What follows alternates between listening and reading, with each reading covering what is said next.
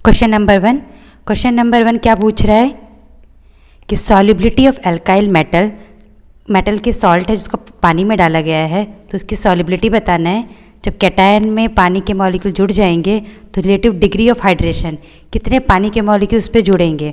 तो पानी का मॉलिक्यूल्स उस पर जितना जुड़ेगा वो डिपेंड करेगा कि चार्ज कितना है कैटायन पे। पर ये केस है कि सारे एल्कली मेटल्स हैं, सब पे चार्ज बराबर है, तब क्या होगा तो उसमें हम देखेंगे कि चार्ज डेंसिटी किस पे ज़्यादा है।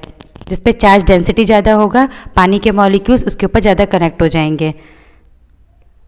Lithium, sodium, potassium, rubidium and caesium. Top to bottom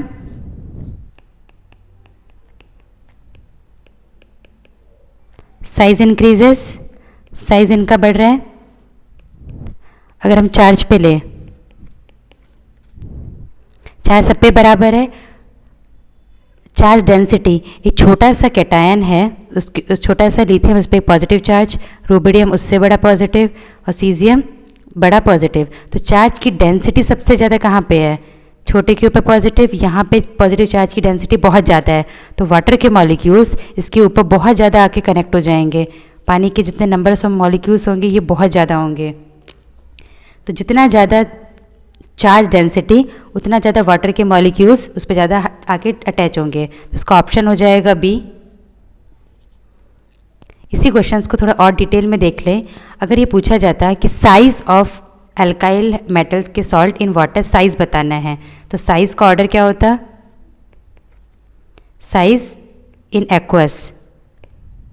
aqueous में यहाँ पे पानी के मॉलिक्यूल्स बहुत ज़्यादा आ जाएंगे, तो लिथियम होता छोटा है पर पानी में क्या हो जाएगा उसका साइज बड़ा हो जाएगा। In aqueous lithium, sodium, potassium, rubidium, caesium. अगर इसी को ही पूछा जाता कि इन गैसियस स्पीसीज में, गैसियस फेज में इन आयन का साइज़ बताना है, तब क्या होता है लिथियम में कोई वाटर के मॉलिक्यूल्स नहीं है तो उसका साइज़ हो जाएगा छोटा। उसका साइज़ है ही छोटा बट लेकिन जब पानी में डाल रहे हैं तो पानी के मॉलिक्यूल्स बहुत ज़्यादा अटैच हो रहे हैं तो उसका साइज़ क्या हो जाएगा बड़ा। तो लिथियम वाले में बड़ा होगा एक्वस में, और गैस में लिथियम का छोटा। इसी क्वेश्चंस को फिर और ज़्यादा अगर क्वेश्चंस बनाया जाए कि कौन ज़्यादा कंडक्टर होगा, कौन ज़्यादा मूव करेगा, जो ज़्यादा मूव करेगा आयन वही कंडक्टर होगा। तो लिथियम का साइज़ बड़ा हो जाएगा, तो कंडक्टर कौन ज़्यादा होगा, सीजियम। दोबारा देखते हैं, हाइड्रेशन पूछा कौन ज़्यादा पानी का मॉलिक्यूल्स अटैच होगा, चार्ज डेंसिटी ज़्यादा। चार्ज डेंसिटी ज़्यादा किस में होगा, छोटा साइज़ उस पर पानी के मॉलिक्यूल ज़्यादा।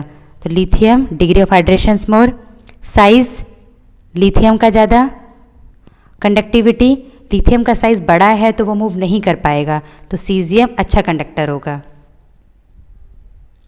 ऐसा ही सेकंड वाले फैमिली में आ जाएगा, एल्कली अर्थ मेटल में भी बिल्कुल ऐसे सीक्वेंस होगा। Top to bottom size increase हो रहा है, गैस में भी इंक्रीज होगा बट एक्वस में क्या हो जाएगा, ऊपर वाले जो आयंस हैं ज़्यादा पानी के मॉलिक्यूल्स अटैच होंगे तो उसका साइज हो जाएगा बड़ा। नेक्स्ट क्वेश्चन ये है पी ब्लॉक से। इसमें देखना है कि ये सारी रिएक्शंस हैं कि क्या प्रोडक्ट बनेगा। कैल्शियम के साथ फास्फोरस है, कैल्शियम पे होता है 2+, फास्फोरस पे है कितना चार्ज आ रहा है देख लेते हैं। एक कैल्शियम पे 2+, 3 है तो +6, तो एक फास्फोरस के ऊपर आ रहा है -3। एक पे अगर -3 है और हाइड्रोजन वाला पार्ट जुड़ेगा तो हाइड्रोजन कितने जुड़ेंगे, 3 हाइड्रोजन, 3 - 3 हाइड्रोजन, आंसर हो जाएगा pH3। कैल्शियम पे पॉजिटिव है तो क्लोरीन का कौन सा पार्ट आएगा, नेगेटिव वाला। कैल्शियम पे 2+ चार्ज है तो क्लोरीन 2 CaCl2। इसका सेकेंड पार्ट NaOH P4। एक प्रोडक्ट दे रखा है और दूसरे प्रोडक्ट की बात पूछी जा रही है। इसमें भी हम चार्ज बैलेंस करके भी कर सकते हैं। ये जो प्रोडक्ट दे रखा है उसमें देख लेते हैं कि इसमें फास्फोरस का ऑक्सीजन स्टेट कितना है, +3। ना ही ये ऑक्सीडाइजिंग है ना ही रिड्यूसिंग है, तो यहाँ पे +3 है तो दूसरा एक कंपाउंड बनेगा जिसके ऊपर होगा -3। तो ऑप्शन क्या हो जाएगा, pH3। और ऑप्शन की वाइज भी जाएंगे तो भी दिखने में ही लग रहा है, पहले वाले में क्लोरीन के साथ दे रखा है तो एक हाइड्रोजन वाला होगा, तो ऑप्शन सी तो गलत हो गया। PCl3 नहीं बनेगा, pH3 बनेगा। PCl5 भी नहीं, तो ऑप्शन ए बी में से ही करेक्ट होगा, तो उसके हिसाब से ही प्रोसेस करते चलेंगे। थर्ड आते हैं PH4i KOH के ने आई ले लिया, एक प्रोडक्ट हमें दे रखा है, क्वेश्चन को छोड़ेंगे नहीं, अगर गिवन है तो अपना आई क्यू लगाएंगे, के आई, के लगा आई से, तो PH4+ पे क्या लगेगा, OH, के आई PH4OH, PH4OH, तो ऐसा ऑप्शन में नहीं है, तो और सोचेंगे कि इसमें और क्या बना सकते हैं, इसमें से एक वाटर का मॉलिक्यूल रिमूव करो, H4H, कितना है इसके अंदर, P एक है, H5 है, O एक है, एक पानी का मॉलिक्यूल्स माइनस करते ही क्या बन जाएगा ये, PH3 एंड वाटर ऑलरेडी दे रखा है, तो हमें हिंट मिल गया है क्या होगा, PH3, इसका करेक्ट ऑप्शन हो जाएगा बी, हर केस में PH3। इससे एक और चीज़ सीख सकते हैं कि ये प्रिपरेशन है PH3 का, तीनों मेथड से हम PH3 प्रिपेयर कर सकते हैं। Question number 33, match the column है, इनमें से हमें एक ऑप्शन चूज़ करना है, सब में एक एक ही ऑप्शन है, पहले एक बार ऑप्शन को देख लेंगे। करेक्ट, पहली बात है स्टेट फंक्शन। स्टेट फंक्शन क्या होता है, जो इनिशियल और फाइनल पॉइंट पे डिपेंड करे, उनके बीच में किस प्रोसेस से जा रहे हैं, क्या पाथ होगा, उस पर डिपेंड ना हो, उसको बोलेंगे हम स्टेट फंक्शन। जो पाथ पे डिपेंड करे उसको बोलेंगे पाथ फंक्शन। जहाँ जहाँ भी चेंज आएगा, डेल्टा H, डेल्टा U, जो चेंज होगा डायरेक्ट, वो होगा state function. Entropy final minus initial होता है, तो ये भी क्या होगा, स्टेट फंक्शन, पाथ पे डिपेंड नहीं करता। Delta H equal to Q, delta H और डेल्टा U ये सब हीट है, पर दोनों हीट है, तो ये स्पेसिफिक पॉइंट पे होता है कि किसको कब डेल्टा H बोलेंगे, कब डेल्टा U बोलेंगे। अगर डेल्टा H है तो ये जो कांस्टेंट प्रेशर पे कोई भी हीट सप्लाई की जाएगी, एक सिस्टम है उसको हीट दे रहे हैं, कांस्टेंट प्रेशर को कांस्टेंट कर दिया है, उस केस में जो हीट होगा उसको बोलेंगे हम लोग डेल्टा H। फॉर्मूला क्या हो जाएगा, NCP delta T। Heat system को सप्लाई कर रहे हैं, रिमूव कर रहे हैं कांस्टेंट प्रेशर पे, कांस्टेंट प्रेशर पे होगा तो डेल्टा H, कांस्टेंट वॉल्यूम होगा तो डेल्टा U। इंटेंसिव प्रॉपर्टी का मतलब क्या है, IN, याद रखने का तरीका, IN और इंडिपेंडेंट। जो इंटेंसिव प्रॉपर्टी होगी वो इंडिपेंडेंट ऑफ मास, अगर मास कम कर दें या ज़्यादा कर दें उस पर डिपेंड नहीं करेगा, यानी इंडिपेंडेंट। जो डिपेंड करेंगे उसको बोलेंगे एक्सटेंसिव प्रॉपर्टी। तो जितनी भी चीज़ें स्पेसिफिक हीट, स्पेसिफिक डेंसिटी, जो भी स्पेसिफिक आ जाएगा, इसका मतलब है कि वो पर मास है या पर वॉल्यूम है, तो उसको डिपेंड नहीं कर रहा कि कितना ज़्यादा मास लें या वॉल्यूम लें, वो स्पेसिफिक है एक के लिए। तो इसके हिसाब से ऑप्शन लगा लेंगे, तो इसका ऑप्शन क्या हो जाएगा, delta H at constant pressure, second का 1, Q का हो जाएगा 1। तो अगर देखा जाए तो एक ही ऑप्शन में है, इतना detail exam point of view से इतना डिटेल में नहीं जाएंगे, ऑप्शन क्या हो जाएगा इसका 1। और delta U at constant volume, first का 4, state function is entropy, specific वाला होगा इंटेंसिव। ये क्वेश्चन बहुत इजी था, पूरा नॉलेज नहीं भी होगा फिर भी वो ट्राई करेंगे कि कैसे ऑप्शंस हैं, जितना नॉलेज है उससे ट्राई करेंगे, अगर आंसर आ रहा है तो करेंगे। अगर दो में से हमें आंसर पता नहीं चल रहा है तो उसमें हम गेस नहीं करेंगे। 34, ये हाइड्राइड है, पूछा जा रहा है कि हाइड्राइड किस टाइप के हैं। तो हाइड्राइड ये वाला पार्ट है हमारा एस ब्लॉक से, हाइड्रोजन चैप्टर से, वहाँ पे हाइड्रोजन के हाइड्राइड भी हैं। तो हाइड्राइड कितने टाइप के होते हैं, 3 टाइप के, आयोनिक, कोवेलेंट, इंटरस्टिशियल को ही बोलते हैं मेटेलिक। जो एस ब्लॉक वाले से बनेगा उसको बोलेंगे आयोनिक, जो पी ब्लॉक से बनेगा, पी ब्लॉक के एलिमेंट के साथ अगर हाइड्रोजन लगा देंगे तो हो जाएंगे वो हमारे कोवेलेंट। जो डी एंड एफ ब्लॉक के एलिमेंट होंगे उसको बोलेंगे हम लोग मेटेलिक या इंटरस्टिशियल।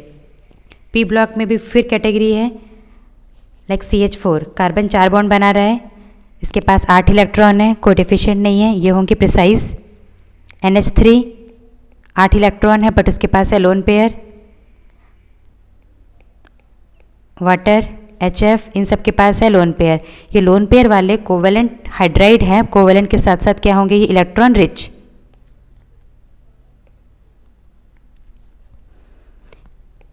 बोरॉन फैमिली वाले में BH3 एग्जाम्पल है, ये क्या है, इसके पास 6 इलेक्ट्रॉन है, इलेक्ट्रॉन डेफिशिएंट है, तो बोरॉन वाली फैमिली इलेक्ट्रॉन डेफिशिएंट वाले में आएगा। Carbon family precise, nitrogen, oxygen, hydrogen family आ जाएगा इलेक्ट्रॉन रिच। ये तीनों किसके हैं? कोवेलेंट वाले पार्ट के हैं। अब क्वेश्चन, NaH सोडियम है S ब्लॉक का, तो कौन सा हो जाएगा ये? Ionic hydride. Carbon P block, covalent ना बोल के कोवेलेंट भी बोल सकते हैं इसको, मॉलिक्यूलर भी बोल सकते हैं, मॉलिक्यूलर हाइड्राइड। जहाँ पे भी ऐसे पॉइंट में आ जाए, जहाँ पे भी, उसका मतलब है कि वहाँ पे कुछ स्पेस बचा है, स्पेस में जाके हाइड्रोजन के मॉलिक्यूल्स आके अटैच हैं, तो वो होगा हमारा इंटरस्टिशियल। ये वेनेडियम है D ब्लॉक, इंटरस्टिशियल। बोरोन ये मॉलिक्यूलर वाला पार्ट है, बट कौन सा है ये? Deficient, electron deficient hydride.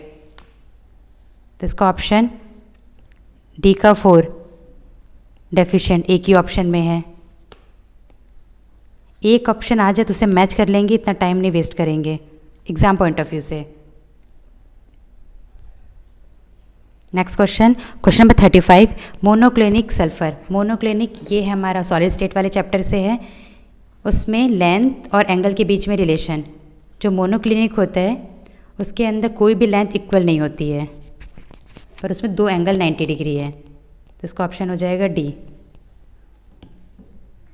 एक बार सबको ओवरव्यू कर लेते हैं। सारे एंगल बराबर, क्यूब जैसा, क्यूब को 3D में कर देंगे तो क्यूबिक। टेट्रागोनल, टेट्रागोनल में बेस स्क्वायर जैसा होगा और हाइट का जो लेंथ है वो बेस वाले से ज़्यादा होगा, तो A equal to B not equal to C।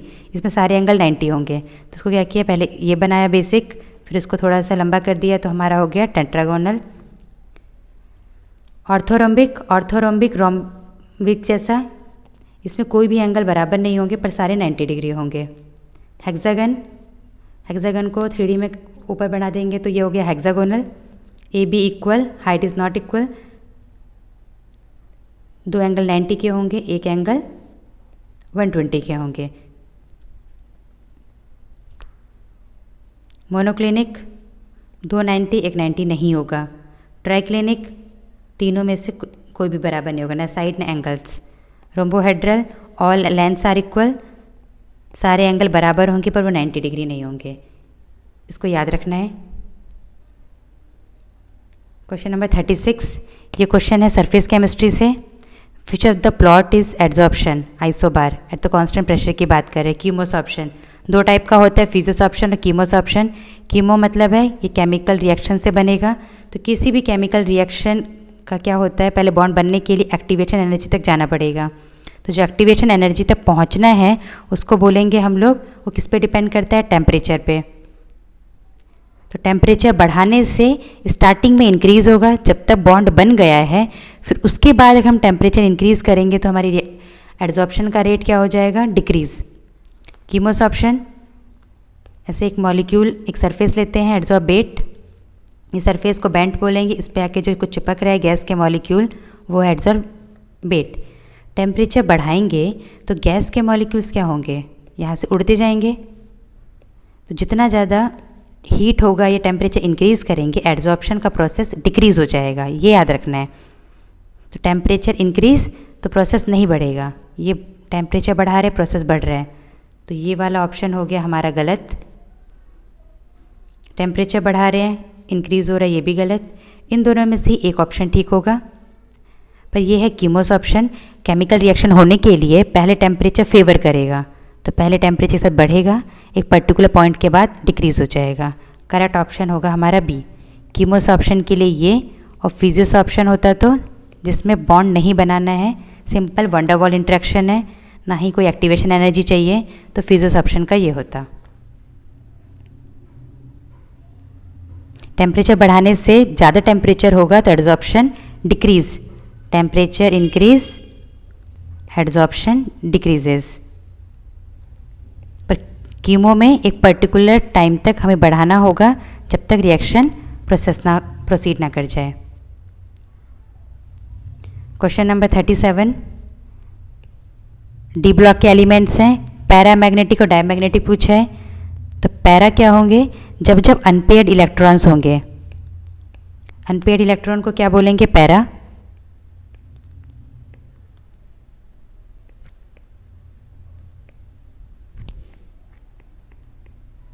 Unpaired electron paramagnetic, अगर पेयर्ड हैं उनको बोलेंगे पेयर्ड इलेक्ट्रॉन्स डायामैग्नेटिक। स्कैंडियम पे 3+ चार्ज, ऑक्सीडेशन स्टेट लिखा है सबका, तो उनके बारे में बताना है। सबसे पहले हमें पता होना चाहिए इनका इलेक्ट्रॉनिक कन्फिग्रेशन क्या है। जो डी ब्लॉक के फर्स्ट सीरीज़ में आते हैं ट्रांजिशन, वो तो याद होना ही चाहिए। Scandium, titanium, vanadium, chromium, manganese, iron, cobalt, nickel, copper, zinc. इसको ऐसे याद कर सकते हैं, साइंस तेरी वाह करे मनुष्य। पहले साइंस को मनुष्य ने वाह किया, फिर क्या करेगा, वो सीखेगा मेटलर्जी ये सब प्रोसेस, तो क्या निकालेगा, निकिल, कॉपर, जिंक। तो साइंस तेरी वाह करे मनुष्य, फिर कोई निकाले कॉपर, जिंक। निकिल के नीचे आता है palladium, platinum, copper, AgAu, coinage metal, ZnHg, zinc, cadmium, mercury. Scandium का कन्फिग्रेशन क्या है, आर्गन 3d1 4s2।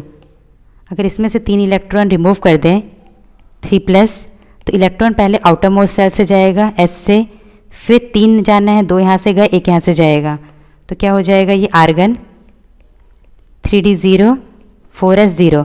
तो सारे के सारे पेयर्ड हैं, आर्गन ये नोबल गैस कन्फिग्रेशन है, तो ये पेयर्ड है। पेयर्ड हैं तो इसको क्या बोलेंगे हम लोग, डायामैग्नेटिक। टाइटेनियम के कन्फिग्रेशन में क्या है, 3d2 4s2, 4+, चारों इलेक्ट्रॉन को रिमूव कर देंगे तो सिर्फ नोबल गैस बचेगा। ये भी क्या है, पेयर्ड। पेयर्ड को क्या बोलेंगे, डायामैग्नेटिक। पैलेडियम और कॉपर को चेक करेंगे। तो इस क्वेश्चन को कैसे अप्रोच करना था, देखा जाए तो ऑल पैरा, ऑल डाई, पैराडाई। तो हमें किसी भी पहले कॉपर को चेक कर लेंगे। कॉपर से हमें आइडिया लग जाएगा कि दो को चेक करने से कि ऑल तो नहीं होंगे। अगर एक पैरा है, एक डाई है, तो ऑप्शन ए भी तो नहीं होगा। तो ठीक है, एग्ज़ाम में इतना ब्रेन नहीं चल पाता है, तो एक एक करके सबका निकालते हैं। कॉपर का इसमें फुली फिल डी ऑर्बिटल करने के लिए, डी सब सेल को फुल करने के लिए एस में 1 है, ये डी फुल है। फुली और half orbitals, half shells, half sub shells वो सारे स्टेबल होते हैं। तो क्या हो जाएगा, ये होगा S1, ये हो जाएगा 10। इसमें कितने कन्फिग्रेशन बोला गया है, कॉपर 2+, 2 इलेक्ट्रॉन को रिमूव करना है। एक इलेक्ट्रॉन रिमूव होगा S से, एक इलेक्ट्रॉन रिमूव होगा D से। तो क्या होगा इसका कन्फिग्रेशन, आर्गन 3d9। 3d अगर 9 है तो इसका मतलब है कि ये कैसा है, पेयर तो नहीं होंगे, ये होगा पैरामैग्नेटिक। वैसे ही पैलेडियम में भी क्रिप्टन 3d10 है। ये नीचे आते हैं तो पूरा का पूरा जनरल इलेक्ट्रॉन कन्फिग्रेशन जैसा नहीं रहता, थोड़े बहुत एक्सेप्शनल केस हैं। तो ऑप्शन में ऐसे दिया जाता है कि एक्सेप्शनल केस को इग्नोर करके भी क्वेश्चन कर सकें। 3d10, 2 इलेक्ट्रॉन निकालेंगे तो इसमें भी क्या होगा, 3d8 बनेगा, जो कि पैरामैग्नेटिक है, पूरा पेयर नहीं रहेगा। तो इसका करेक्ट ऑप्शन हो जाएगा डी। स्कैंडियम, टाइटेनियम रिमूव करने के बाद इलेक्ट्रॉन सारे चले गए, सिर्फ नोबल गैस बचा जो कि पेयर्ड है, तो वो बोलेंगे डायमैग्नेटिक। कॉपर वाला पैरा और पैलेडियम भी पैरा। क्वेश्चन नंबर 38, ब्रोमाइड है, SN1। SN1 का मतलब है कि सब्स्टिट्यूशन होगा।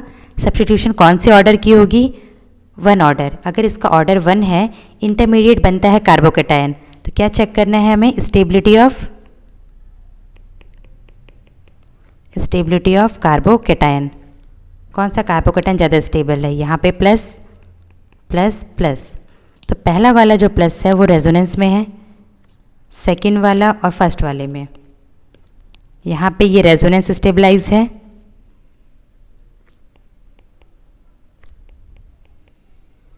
ये 2 डिग्री है, ये 1 डिग्री है।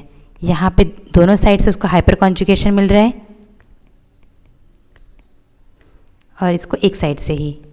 तो कौन ज़्यादा स्टेबल हुआ,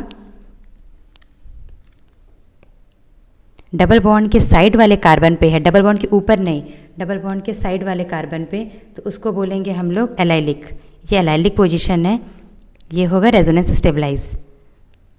तो बी वाला सबसे आगे, फिर उसके बाद सी, फिर ए, ऑप्शन BCA। तो ऑप्शन होगा इसका बी।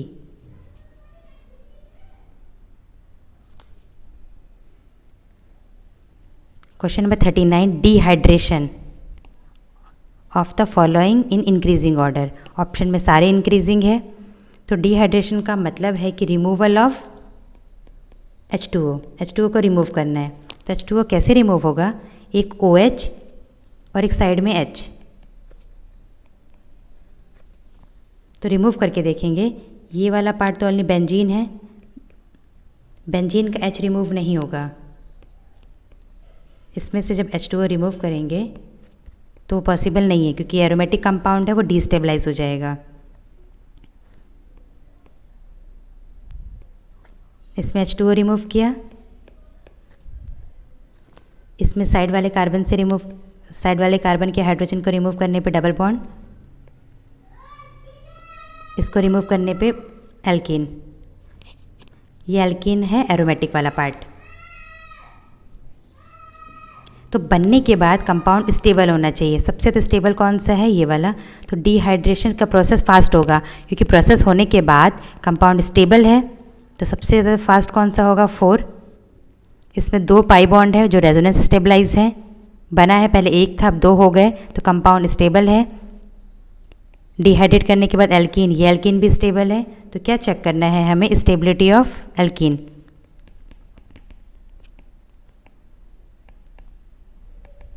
तो इसका आंसर हो जाएगा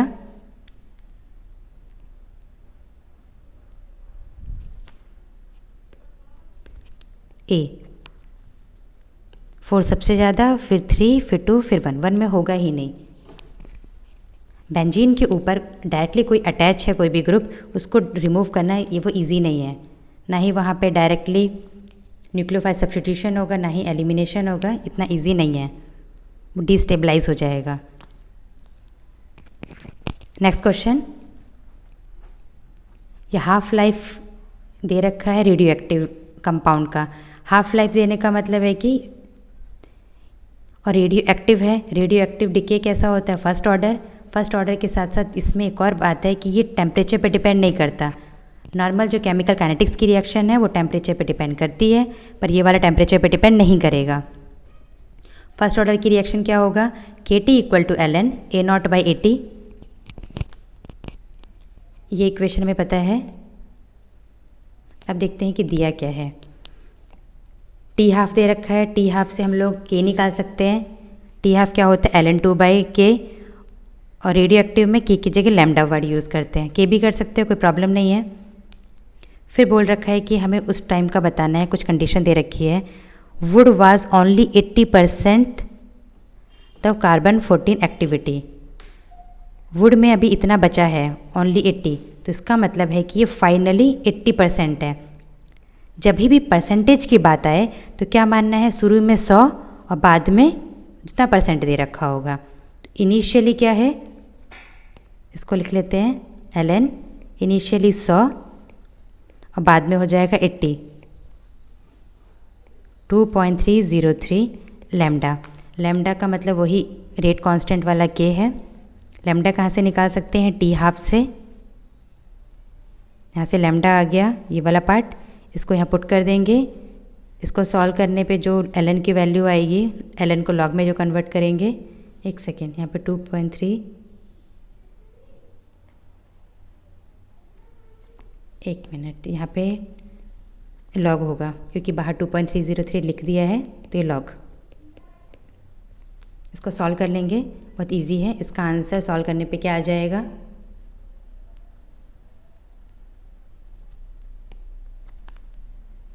ऑप्शन ए। इसको सॉल्व करना। क्वेश्चन नंबर 41,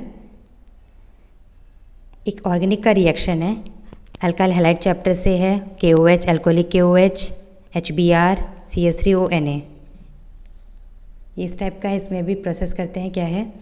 अल्कोहलिक KOH दे रखा है। जब अगर एक्वस KOH होगा तो सब्स्टिट्यूशन होगा, हैलाइड जाएगा, वहाँ पे क्या आ जाएगा? OH, substitution. जब भी अल्कोहलिक KOH होगा तो वहाँ पे करेंगे हम लोग elimination.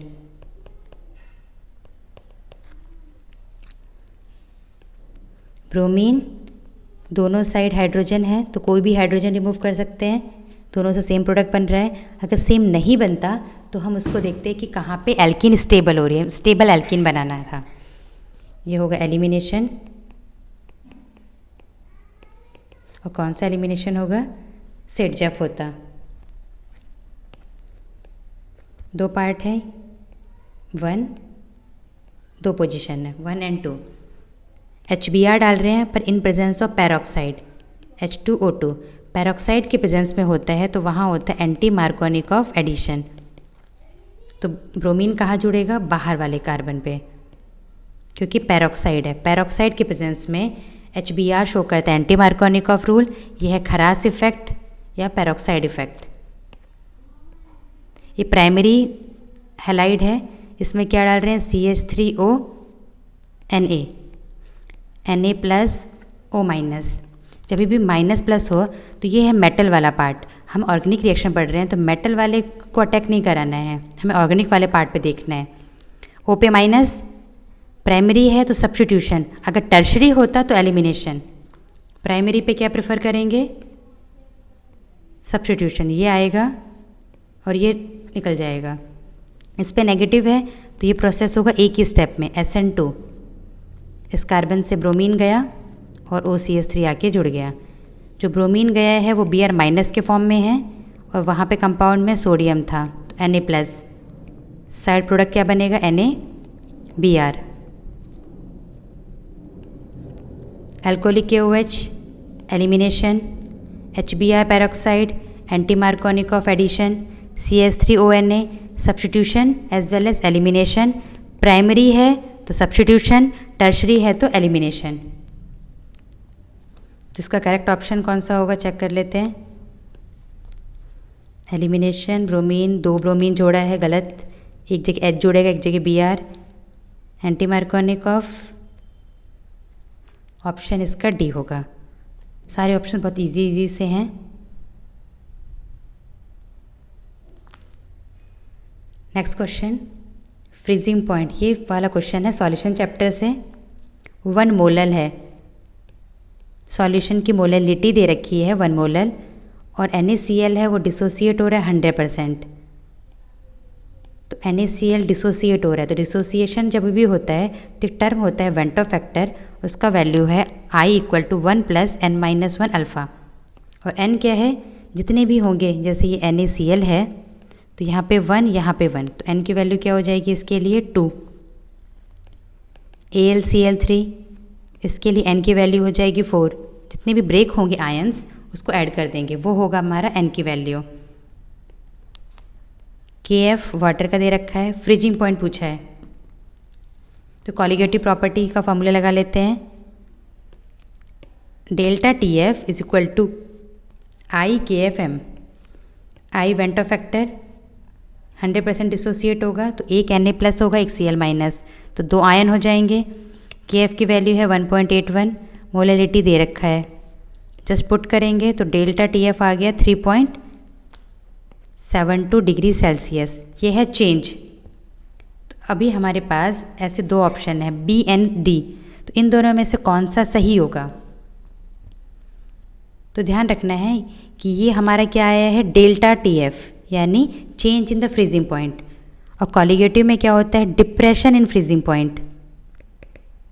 Depression in freezing point यानी जो पहले फ्रीजिंग पॉइंट होता है उससे अब फ्रीजिंग पॉइंट कम हो जाता है। तो पानी है ना, एक्वा सॉल्यूशन, पानी का फ्रीजिंग पॉइंट कितना होता है? 0। अब क्या होगा? जो ये 3.72 है ये इंक्रीज़ नहीं होगा, डिप्रेस, कम होगा। तो सॉल्यूशन का क्या हो जाएगा? इस साइड 0 है तो इधर क्या होगा? नेगेटिव। तो -3.72 डिग्री सेल्सियस। तो correct option will be B. अगर बॉइलिंग पॉइंट होता है तो बॉइलिंग पॉइंट में elevation in the boiling point, जितना चेंज आ रहा है, वाटर का बॉइलिंग पॉइंट होता है 100 तो 100 में ऐड करेंगे। अब फ्रीजिंग पॉइंट में क्या करना पड़ेगा हमें? कम। तो फॉर्मूला याद रखना है, इसमें सब कुछ तो वैल्यू दिया था। क्वेश्चन बहुत इजी है। क्वेश्चन नंबर 43, ये है ग्लाइऑक्सल यहाँ पे तो कंपाउंड भी दे दिया है, अगर नहीं दिया होता ग्लाइकोजेल लिखा होता तो कुछ कुछ कॉमन नेम याद होना चाहिए। इसमें डाल रहे हैं NaOH। NaOH देखते ही कार्बोनिल में 2 नेम रिएक्शन, कैनिजारो या aldol. Alpha hydrogen present, alpha hydrogen present है तो होगा एल्डोल, एब्सेंट तो होगा कैनिजारो।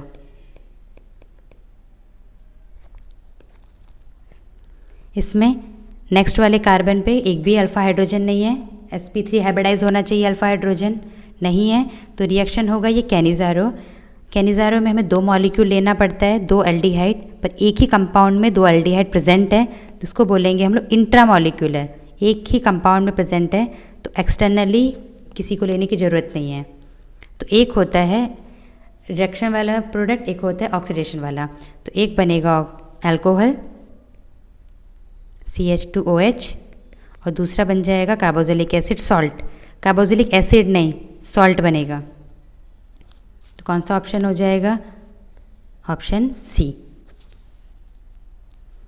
2 एल्डिहाइड है, एक रिड्यूस होगा अल्कोहल में, एक ऑक्सीडाइज होगा एसिड के सॉल्ट में।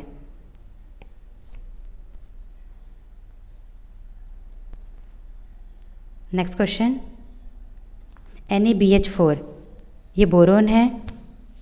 फर्स्ट में बोरोन में डाल रहे हैं I2, सेकंड में F हटा के H डाल रहे हैं, मतलब इलेक्ट्रोनेगेटिव एलिमेंट जा रहा है, हाइड्रोजन आ रहा है, तो ये है हमारा रिडक्शन। सेकंड में भी LiAlH4 रिड्यूसिंग एजेंट, तो बोरोन को रिड्यूस करेंगे तो किस में जाएगा? वो जाएगा BH3 में, तो BH3 वाला वो डाइमराइज फॉर्म में हो जाएगा। तो क्या हो जाएगा हमारा ऑप्शन करेक्ट कि बोरोन है, सब क्या बन जाएंगे? Dimer, B2H6 B2H6 B2H6। उसके करस्पॉन्डिंग और क्या प्रोडक्ट होंगे उसको देख लेना है। I है तो एक होगा NaI, फ्लोरीन है और सोडियम है NaF, lithium fluorine LiF। Boron में फ्लोरीन को हटा के हाइड्रोजन लगाएंगे तो BH3 बनेगा, वो डाइमर बन के B2H6। और चेक करेंगे किसी भी ऑप्शन में BH3 नहीं है, B2H6 है। कभी भी ऐसा क्वेश्चन नहीं होगा कि दोनों ही हो जिससे कन्फ्यूज़न हो। नेक्स्ट क्वेश्चन, ये नाइट्रोजन है, जिस नाइट्रोजन के ऊपर पॉजिटिव साइन है उसने 4 बॉन्ड बना रखे हैं। ऐसे क्वेश्चंस को कैसे डील करेंगे? नाइट्रोजन के अगर 4 बॉन्ड है तो पॉजिटिव साइन है और लिखा है OH- हीट या एल्कोहलिक KOH हीट या NaNH2 हीट। जब भी हीट लिखा होगा तो ये होता है हमारा हॉफमैन एलिमिनेशन। इसको मैं क्वेश्चन बताती हूँ, फिर तुम उसको ट्राई करना। नाइट्रोजन पे पॉजिटिव साइन, 4 बॉन्ड बने हैं, तो क्या चूज़ करना है? सबसे पहले नाइट्रोजन के रेस्पेक्ट में अल्फ़ा बीटा पोजीशन, यहाँ पे तो नीचे सिर्फ अल्फ़ा है, बीटा पोजीशन और अल्फ़ा पोजीशन चूज़ करना है। फिर उसके बाद सेकेंड पॉइंट, बीटा पे क्या होना चाहिए? Negative stable. जिस बीटा पे नेगेटिव स्टेबल है उसमें क्या होगा? अल्फ़ा बीटा में बॉन्ड बनाना है। चेक करते हैं, ये पोजीशन अल्फ़ा, ये बीटा, इसको बीटा 1, इसको बीटा 2 दोनों पे नेगेटिव एक बार रख के देखते हैं। बीटा 1 प्राइमरी है, प्राइमरी पे नेगेटिव स्टेबल होता है, तो इसका मतलब ये वाला स्टेबल है, तो इस अल्फ़ा बीटा में बॉन्ड बना देना है। तो प्रोडक्ट क्या हो जाएगा? ये अल्फ़ा बीटा बॉन्ड, ये बॉन्ड हमें तोड़ देना है, तो ये बन गया प्रोडक्ट। सेकेंड, नाइट्रोजन के रेस्पेक्ट में अल्फ़ा बीटा। नाइट्रोजन ऑर्गेनिक में क्या होता है कि नंबरिंग 1 2 3 नहीं करके अल्फ़ा बीटा वाली प्रेफर करते हैं। ये है अल्फ़ा बीटा, 3 बीटा है तो नंबरिंग कर देते हैं बीटा 1 2 3। कौन सा बीटा ज़्यादा स्टेबल है? ये प्राइमरी है तो प्राइमरी वाला स्टेबल होगा इस पे नेगेटिव, तो क्या करेंगे? इन दोनों के बीच में अल्फ़ा बीटा में बॉन्ड बना देंगे। ये बॉन्ड बन गया और बाकी सारा एज इट इज़। फोर्थ वाले में ये अल्फ़ा ये बीटा, यहाँ पे अल्फ़ा बीटा, यहाँ तो बहुत स्टेरिक हिंड्रेंस होगा तो ये वाला स्टेबल, तो प्रोडक्ट ये अलग हो गया। अल्फ़ा को बीटा से जोड़ देना है और नाइट्रोजन से हटा देना है।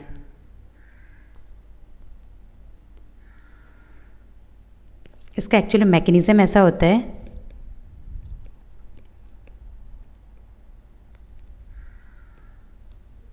OH माइनस हाइड्रोजन लेके जाता है, ये हाइड्रोजन लेके जाएगा तो इस कंपाउंड पे हो जाएगा नेगेटिव और ये नेगेटिव बनाएगा डबल बॉन्ड और ये टूट गया तो ये डबल बॉन्ड बना, नाइट्रोजन वाला बॉन्ड ब्रेक। इसको कहते हैं हॉफमैन एलिमिनेशन। प्रोडक्ट में जो एल्कीन बन रही है, एल्कीन की स्टेबिलिटी नहीं चेक करना, क्या चेक करना है कि किस बीटा पे नेगेटिव स्टेबल है, बस बीटा पे नेगेटिव स्टेबल देखना है। नाइट्रोजन के रेस्पेक्ट में ये अल्फ़ा ये बीटा, जिस बीटा पे नेगेटिव स्टेबल उन दोनों में बना देना है डबल बॉन्ड और अल्फ़ा और नाइट्रोजन के बॉन्ड को कर देना है तोड़। जो क्वेश्चन दिया है उसको देखते हैं। अल्फ़ा बीटा दोनों जगह पोजीशन इक्वल है तो कुछ भी हेडेक लेने की ज़रूरत नहीं है, किसी भी साइड से तोड़ देते हैं। अगर इस साइड से ब्रेक किया तो अल्फ़ा बीटा में बॉन्ड बना देना है, नाइट्रोजन उस साइड से ब्रेक किया तो देख लेते हैं इन दोनों में से कौन सा ऑप्शन दे रखा है। जो ऑप्शन बी है, डबल बॉन्ड और नाइट्रोजन साथ में, ऐसा नहीं है, डबल बॉन्ड और नाइट्रोजन दोनों आपस में एक दूसरे के अपोजिट हैं, तो ऑप्शन सी।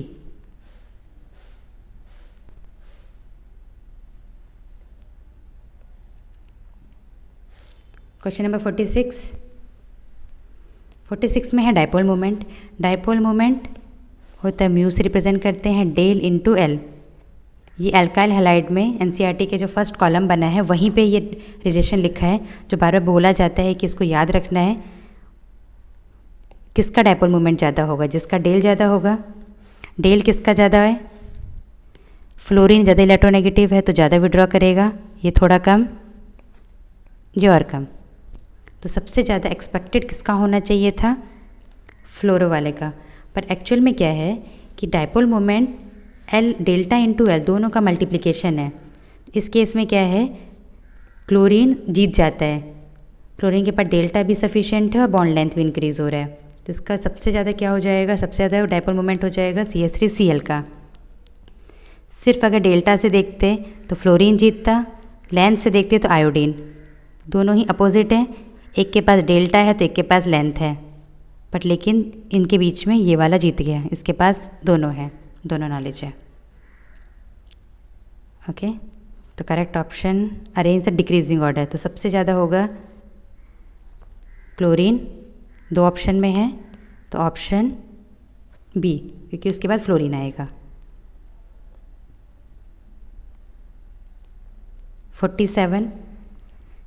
47 में स्ट्रक्चर है माल्टोज का, तो structure of maltose and mark the incorrect, हमें इनकरेक्ट, ये सबसे इंपॉर्टेंट है, चेक करना होता है करेक्ट पूछा है या इनकरेक्ट।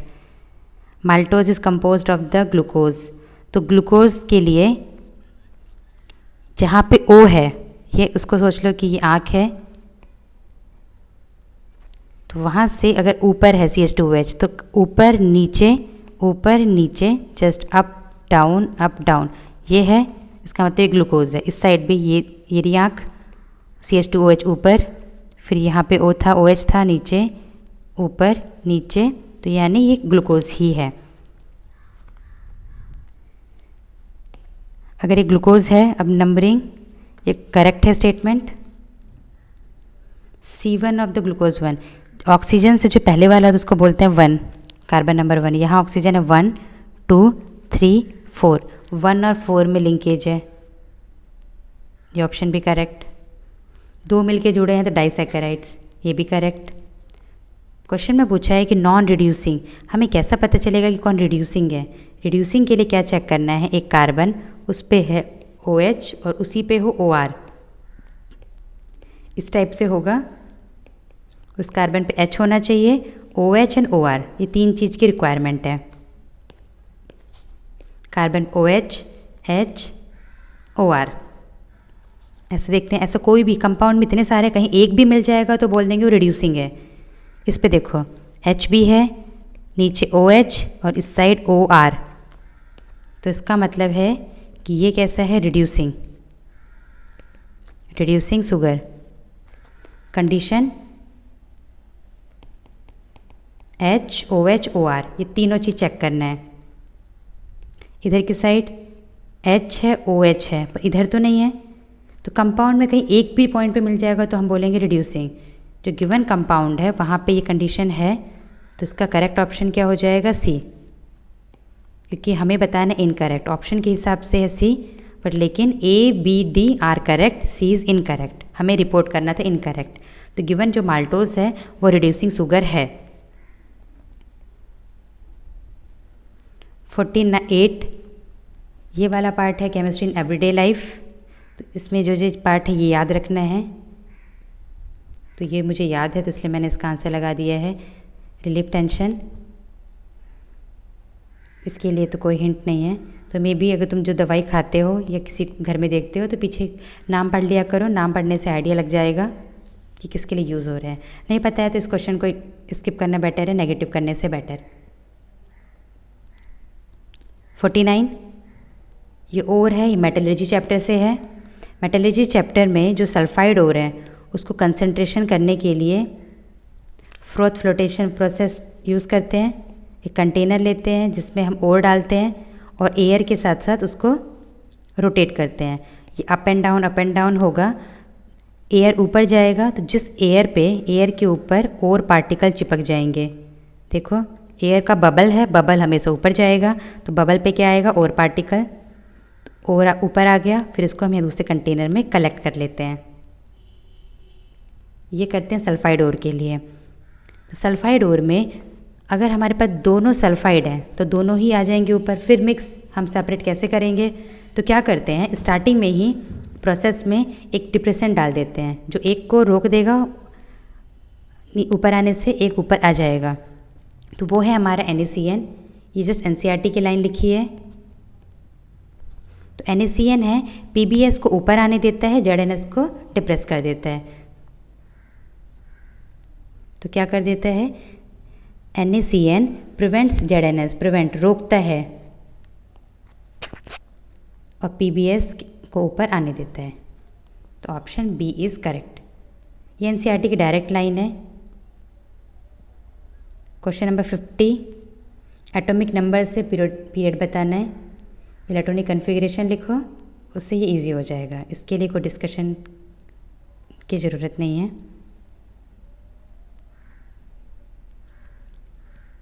51 ये क्वेश्चन इलेक्ट्रोकेमिस्ट्री से है। इलेक्ट्रोकेमिस्ट्री में जो कॉपर सल्फेट है इधर, उसको क्या किया है, करंट दिया है, करंट दे रहे हैं 10 मिनट के लिए, तो जो ऑक्सीजन रिलीज़ होगा तो पूछा जा रहा है कितना वॉल्यूम है। इसको कैसे रिलेट करेंगे, करंट है, टाइम है, ये फैराडे लॉ लगा सकते हैं इसमें। तो फैराडे लॉ से जो ऑक्सीजन है उसका मोल निकाल लेंगे, और एक मोल का वॉल्यूम होता है 22.7 या 22.4, तो उसके हिसाब से मल्टीप्लाई कर लेंगे। तो फॉर्मूला क्या है हमारा, W = ZIT। Z मतलब मॉलिक्यूलर वेट, जिसका निकालना है उसका मॉलिक्यूलर वेट, उसके लिए कितना वैलेंसी फैक्टर है, कितना इलेक्ट्रॉन का चेंज हो रहा है, इंटू 96500 IT।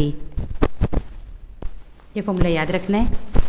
ऑक्सीजन का जो इक्वेशन है, ऑक्सीजन कहाँ से आएगा, ये ऑक्सीजन आएगा, सल्फेट को तो डिस्चार्ज नहीं कर सकते, वो बहुत स्टेबल है। ये है एक्वा सॉल्यूशन, तो सॉल्यूशन में H2O है, H2O से O2 लिबरेट होगा। तो देखेंगे कि इस O2 के जब लिबरेट होता है तो 4 इलेक्ट्रॉन यूज़ होते हैं, तो N की वैल्यू कितनी हो गई, 4। I गिवन है, T गिवन है, निकालना क्या है हमें, वॉल्यूम। वॉल्यूम को हम निकाल सकते हैं मोल से। वेट कितना ऑक्सीजन का वेट होगा, ये है मॉलिक्यूलर वेट। इसको मॉलिक्यूलर वेट को अगर नीचे ले आएंगे, यहाँ पे मैंने सॉल्व किया है, वेट बाय मॉलिक्यूलर वेट, ये हो जाएगा मोल। सारी वैल्यू गिवन है, उसको पुट कर देंगे तो आ जाएगा मोल। जितना मोल आया उसको मल्टीप्लाई करेंगे, STP पूछा गया है तो STP पे 1 मोल का वॉल्यूम होता है 22.4, मल्टीप्लाई करेंगे आंसर आ जाएगा। तो इम्पॉर्टेंट क्या है ये पता होना चाहिए, W = ZIT, और Z molecular weight divided by valency factor या N फैक्टर इंटू 96500।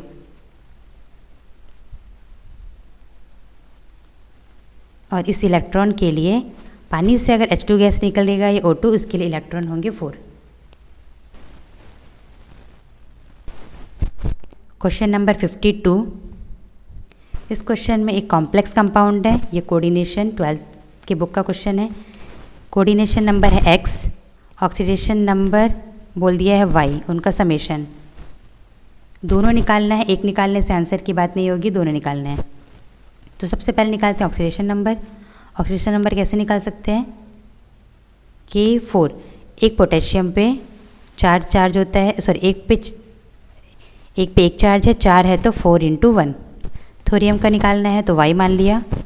ये ऑक्जेलेट है, ऑक्जेलेट में 2 हाइड्रोजन होते हैं, H2C2O4, दोनों हाइड्रोजन चले गए हैं तो -2, एक पे है -2 साइन, 2 है तो 2 से मल्टीप्लाई, पानी पे कोई चार्ज नहीं है तो 0, तो चार्ज आ गया हमारा, oxidation state is 0।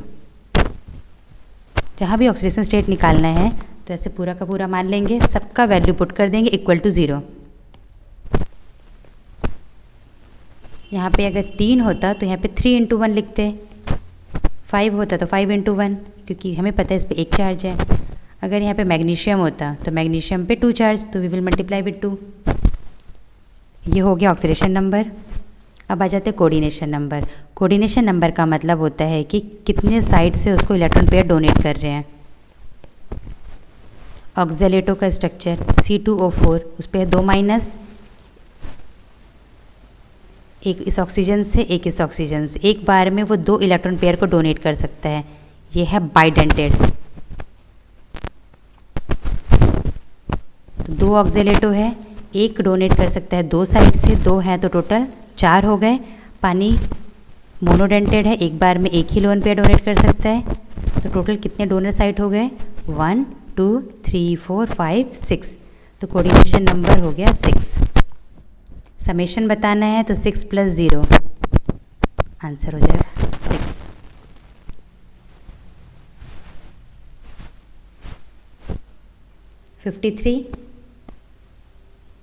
Fifty three में है एरोमेटिक। एरोमेटिक के लिए हमें सबसे पहले है रिंग होना चाहिए।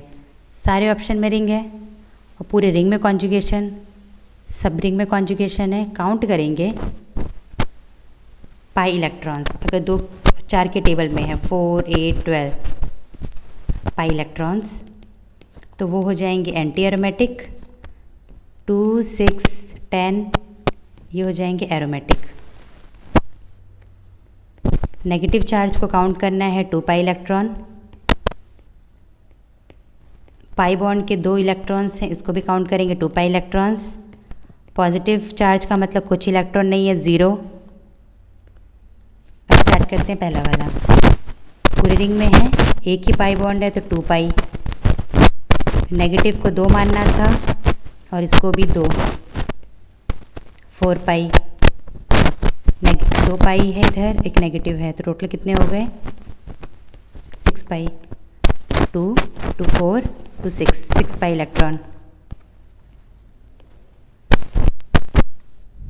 पॉजिटिव को 0 काउंट करना है, यहाँ पे 3 पाई है, टोटल हो गए 6 पाई इलेक्ट्रॉन। 2 पाई, इधर 2 इधर 2, 4 पाई।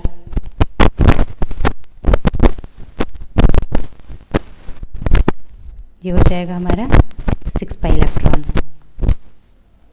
तो कौन कौन से एरोमेटिक हो गए? ये aromatic, anti aromatic, aromatic,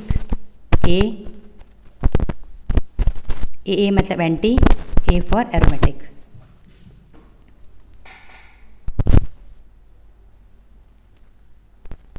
question number 54।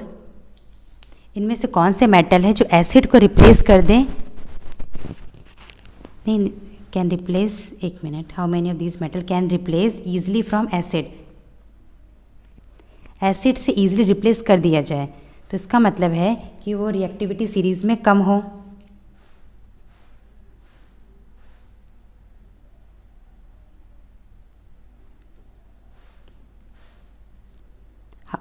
ये वाला ये हम लोग पढ़ते हैं स्टार्टिंग में।